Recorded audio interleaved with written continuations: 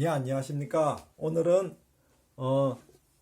위험과 수익에 대해서 살펴보겠습니다. 자, 위험, 그럼 수익률.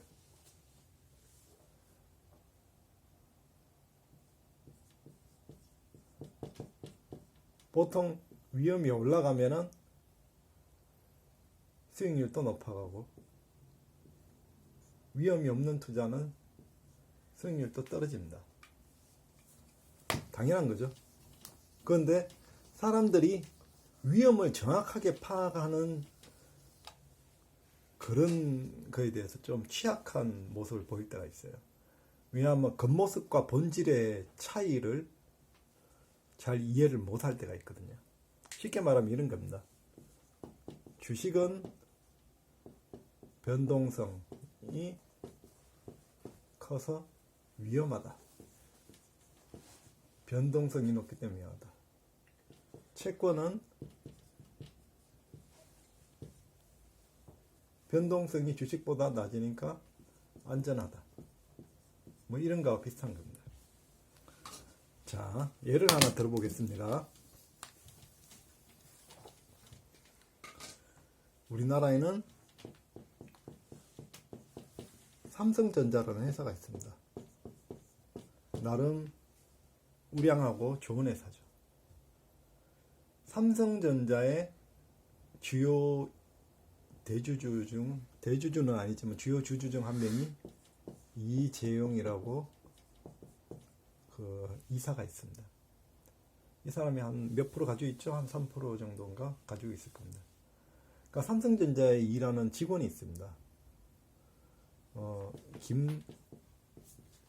김삼성이라고 하죠. 이 사람은 직원입니다. 연봉이 1억 정도 되는 직원이라고 하겠습니다. 뭐 언제 잘릴지 모르겠습니다. 자, 제가 돈을 빌려주겠습니다. 각각 이자를 얼마씩, 연이자를 얼마씩 받아야 될까요? 이재용한테 10년 동안 돈을 빌려주는데 이자를 얼마를 받으면 이재용한테 돈을 빌려줄 수 있을까요? 그래서 삼성전자부터 먼저 해보죠. 삼성전자에 적어도 1년에 5%는 받아야 된다. 그러니까 1억을 빌려주면 적어도 한 달에 1년에 500만 원 정도 이자는 받아야지 된다. 뭐 10년이면 그 정도 생각할 수 있겠죠. 그럼 이재용한테 빌려줄 때는 이자를 어느 정도 받아야 될까요? 즉 돈을 떼일 확률이 얼마냐는 겁니다. 삼성전자가 10년 안에 망할 확률, 돈을 못 갚을 확률, 이재용이가 10년 뒤에 돈을 못 갚을 확률, 어느 게 더 높을 것 같습니까?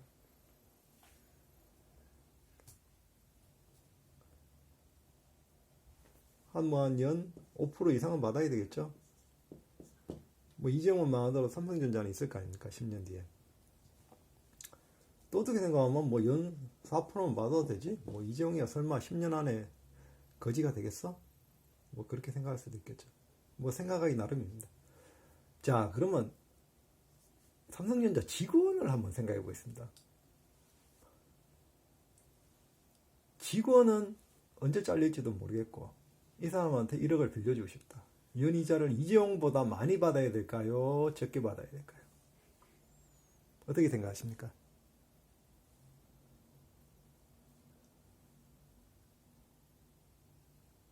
이 사람은 이재용보다 돈도 적고 언제 잘릴지도 모르고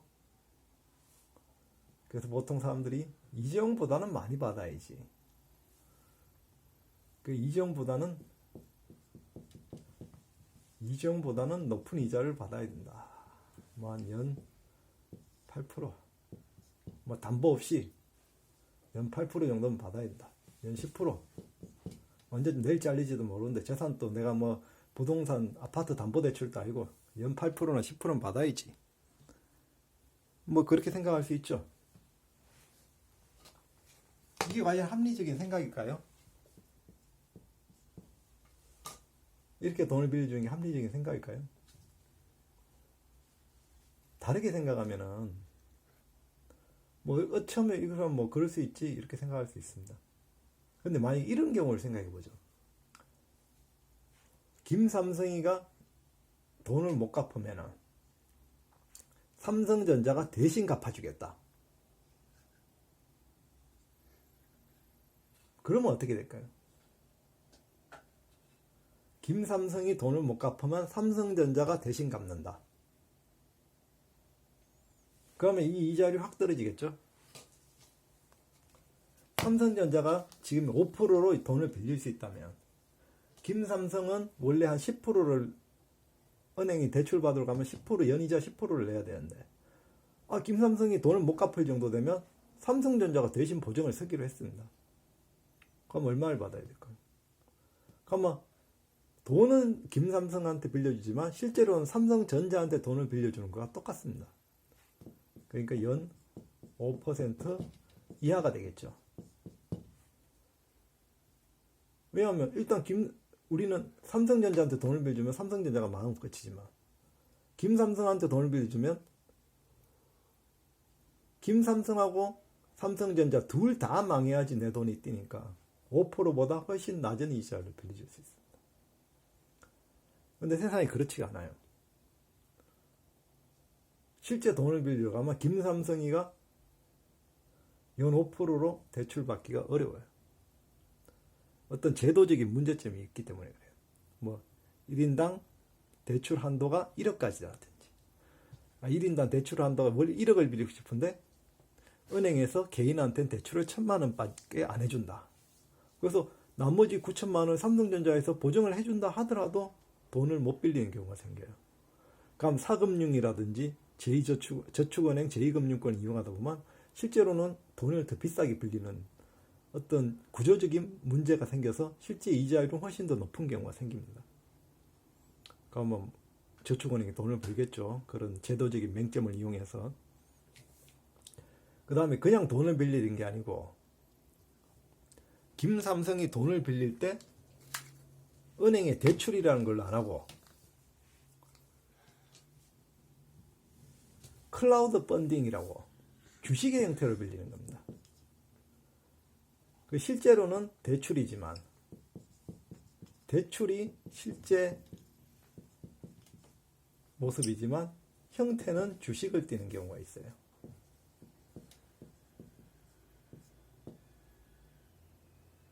그러니까 돈을 1억을 빌리고 싶은데 1억을 대출해 주는 게 아니고 1억 원어치 주식을 발행하는 겁니다.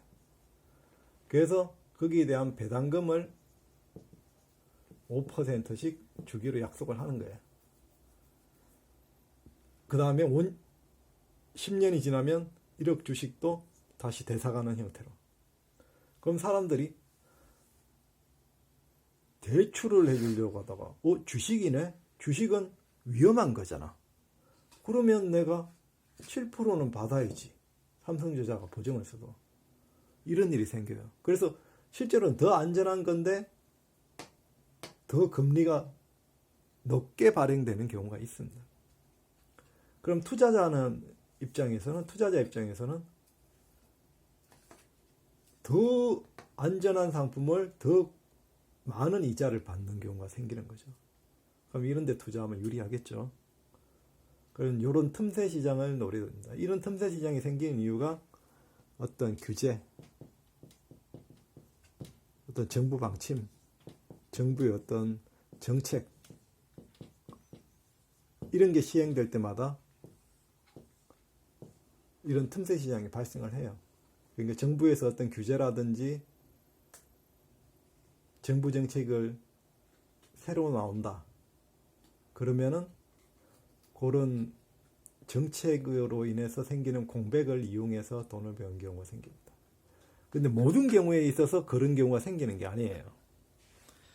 정부가 잘못된 정책을 쓸 때가 언제냐면은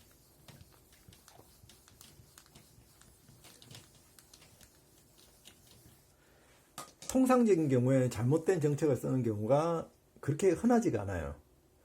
보통 어떤 경우에 잘못된 정책을 많이 쓰냐면 두 가지 이유가 있는데, 하나는 이익단체입니다.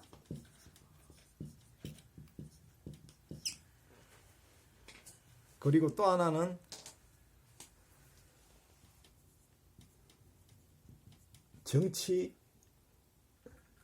정치적 선택에 의해서 그런 경우가 생깁니다. 이익단체부터 먼저 생각해 보죠. 어떤 특정 이익단체가 자신의 이익을 누리기 위해서 정치권이라든지 공무원한테 로비를 통해서 자기 이익을 극대화시키려는 경우가 있습니다. 그러면 사회적으로 수요 공급이 맞아떨어져서 어떤 적정한 가격과 적정한 지하가 공급이 되고 있는데,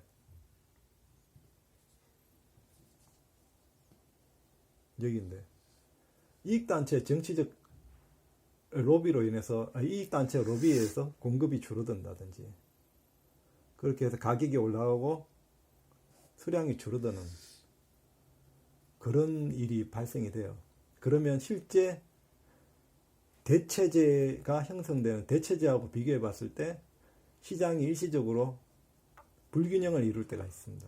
그런 때가 있고, 또 하나는 정치적 선택에 의해서 있습니다. 실질적으로 균형이 맞는데 시장에 자율적으로 움직이는데 정치적 선택에 의해서 어떤 특정 집단의 이익을 강제로 빼앗는 경우가 생깁니다. 예를 들어 가지고 문재인 정부 때 부동산 가격이 폭등을 했죠. 부동산 가격이 폭등을 하니까 그걸 해결하기 위해서 뭐 부동산 정책을 바꾸는 경우가 있습니다. 그럼 그런 정책을 바꿈으로 인해서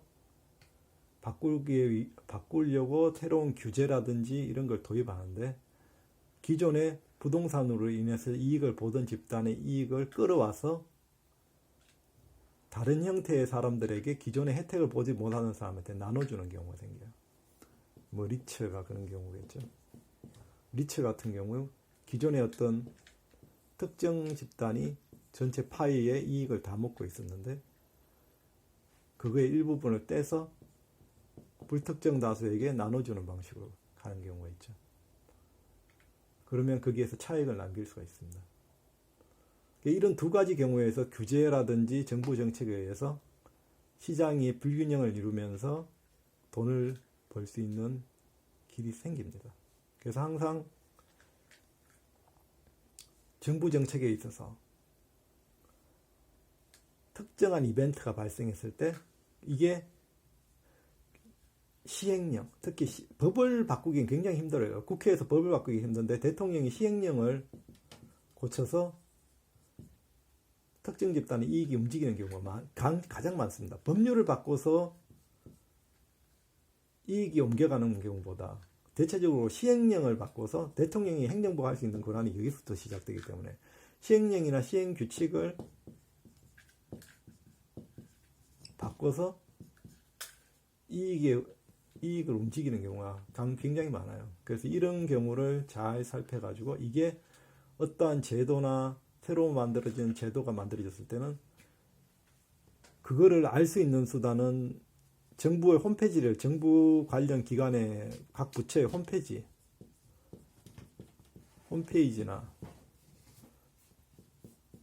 게시판을 통해서 확인하는 방법입니다. 누가 계속 확인하나요? 사실 이런 데 실리는 그런 대부분 뉴스를 통해서 접하게 되죠. 그런데 기자들은 정부에서 써주는 홍보하기를 원하는 거 아니면 보통 찾아서 자기가 글을 쓰는 경우는 거의 없죠. 다 홍보 차원에서, 이런 거는 대부분 홍보 차원에서 뉴스로 나오는 거기 때문에 사실 잘 안 알려지는, 돈 되는 거는 사실 뉴스로 안 나오는 경우가 많습니다. 그래서 이런 건 스스로 찾아봐야 됩니다. 그래서 항상 주기적으로 뭐 한 달에 한 번, 뭐 최소한 분기에 한 번씩 정부 홈페이지에 들어가서 새로운 규제가 뭐 바뀐 게 있나, 이런 규제가 바뀌면 누가 혜택을 보나, 이런 걸 주기적으로 체크를 하셔가지고 투자할 때 어떤 투자 대상을 잘 찾아볼 수가 있겠죠. 그러니까 이런 걸 잘해야 됩니다. 의외로 이런 두 가지에서 발생하는 미스매치가 굉장히 많이 생깁니다. 또 하나는 뭐냐? 균형이 깨졌는데 그걸 방치하는 경우가 있어요. 공무원이 무사한 일로 일을 하는 거죠. 무사한 일. 실제 시장 환경이 굉장히 많이 매렸는데 무사한 일로 일을 해서 하기 때문에 실제로 뭐 누가 특정 집단이 이익을 본다고 그걸 시장의 실패를 그냥 바로바로 수정하는 경우는 드물죠. 한참 뒤에 사회적인 큰 문제가 됐을 때 겨우 정치인이나 공무원이 바뀌죠. 그렇기 때문에 그런 기간 동안 초과 이익을 노리는 방법도 있습니다. 이거는 기존에 이익을 누리던 사람이 기존에 10%의 이익을 보던 사람이 어떤 특정한 사회적 변화를 위해서 20%, 100%씩 초과 수익을 얻는 거죠. 그러면 제도가 바뀌어야 되는데 안 바뀌고 그대로 지속되다가 나중에 이게 사회적 문제가 되면은 바뀌는 경우가 생깁니다. 그동안 이익을 향유할 수 있죠. 이런 거를 이용해서 돈을 벌 수가 있습니다. 그리고 아까 말했듯이 주식은 위험하다. 채권은 안전하다. 이런 거를 또 역발상으로 이용해서 돈을 버는 것도 있고요. 그래서 세상을 볼 때 눈에 보이는 그대로를 보는 것보다 그 이면에 진정한 리스크가 뭔지 그런 걸 찾아보는 눈을 기르고 계속 그런 걸 탐구하고 또 기존에 지나간 것 중에 어떤 게 기회였나 이런 걸 살펴보는 게 중요한 것 같습니다.